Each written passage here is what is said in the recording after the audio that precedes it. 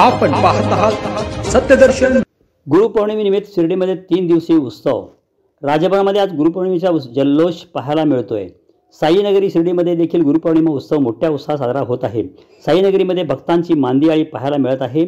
मंदिरात भाविकांनी दर्शनासाठी मोठी गर्दी केली आहे। शिर्डीमध्ये सध्या गुरुपौर्णिमा उत्सवामुळे मोठं आनंदाचं वातावरण आहे। साईबाबांच्या हयातीपासून सुरू झालेल्या गुरुपौर्णिमा उत्सवानिमित्त श्रीनगरी साई नामाच्या जयघोषाने दुमदुमून निघाली। साईबाबांना गुरुस्थानी मानून साई समाधीचे दर्शन घेण्यासाठी लाखो भाविक साईनगरीत दाखल झाले आहेत। साई मंदिर तसेच गुरुस्थान मंदिराला आकर्षक अशी फुलांची सजावट करण्यात आली। भाविकांची मोठी गर्दी लक्षात घेऊन शिर्डीमध्ये तगडा पोलीस बंदोबस्त देखील करण्यात आला।